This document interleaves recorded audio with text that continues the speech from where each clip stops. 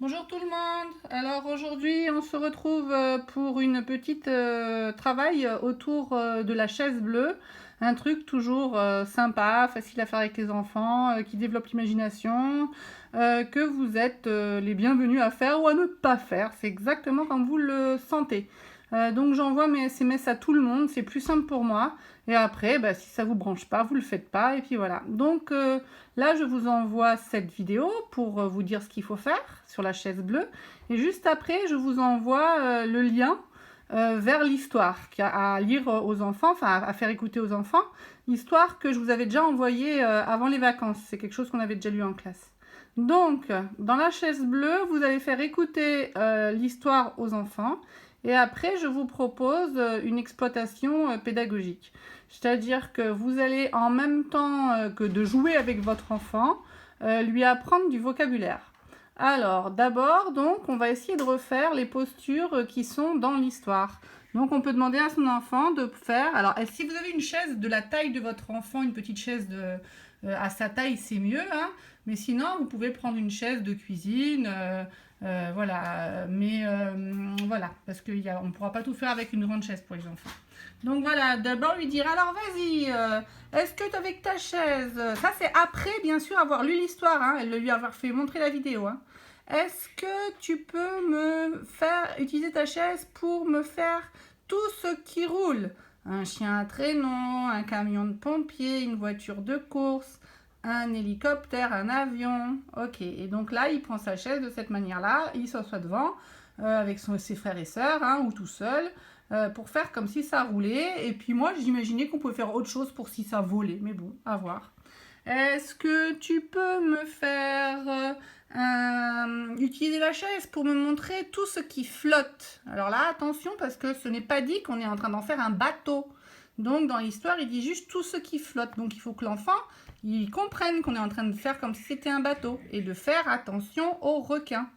Est-ce que tu peux utiliser ta chaise pour en faire un support, donc un bureau où il fait semblant d'écrire, ou un support pour jouer à la marchande.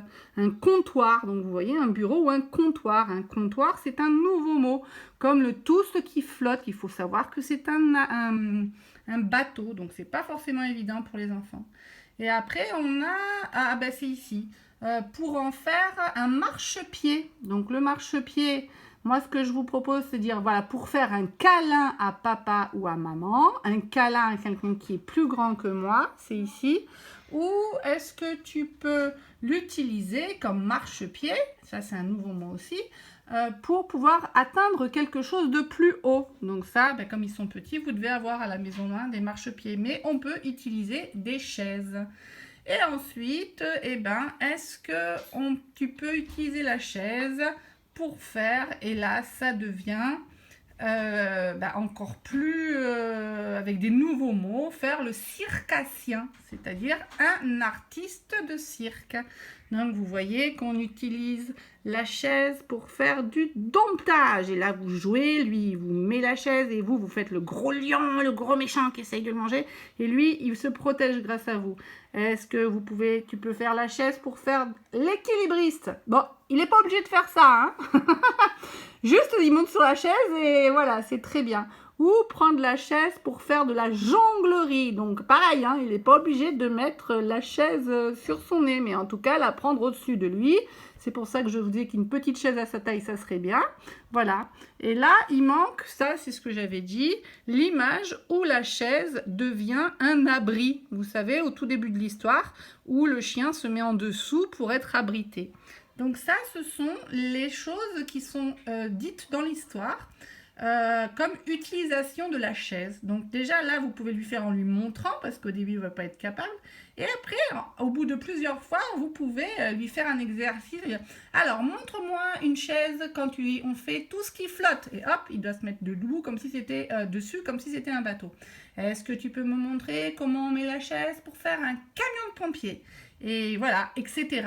Comment est-ce qu'on prend une chaise pour faire de l'équilibrisme? Et il monte dessus, il fait comme si voilà, il était en équilibre.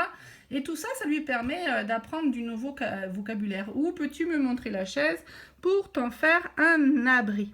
Voilà, donc ça c'est le premier exercice que je vous propose en vue et de jouer et d'acquérir du nouveau vocabulaire. Donc là je n'ai pas marqué hein, le marchepied pour le câlin à la hauteur, mais ça on se sert de chaise pour faire un marchepied. Donc ça c'est le premier exercice.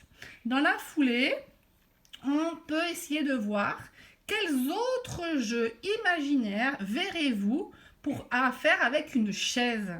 Et donc bah là, c'est dans l'histoire, il y avait ces possibilités-là, mais si ça se trouve, il y en a d'autres. Alors, à vos imaginations, à votre, voilà, à vous de jouer. J'y ai pas réfléchi, hein, donc voilà, ça sera la surprise même pour moi. Et bien sûr, si vous le souhaitez, ben, vous pouvez vous mettre en scène et poster vos photos sur le groupe WhatsApp ou toujours pareil, me les envoyer en direct. Et ben, peut-être que si on en a assez, on fera une publication avec tout le monde dessus. Et dernière idée d'activité pour aujourd'hui, autour de la chaise et autour de l'abri justement, c'est et si on construisait une cabane?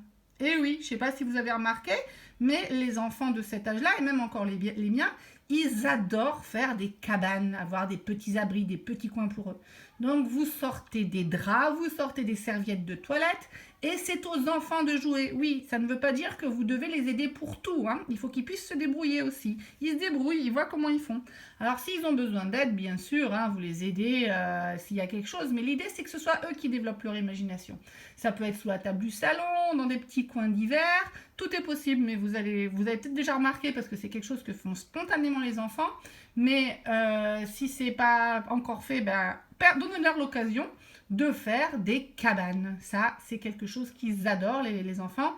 Et après, ils peuvent passer vraiment beaucoup de temps dedans à lire, à rester tranquilles. C'est quelque chose qu'ils aiment beaucoup. Voilà la première vidéo d'exploitation pédagogique autour de l'album La chaise bleue.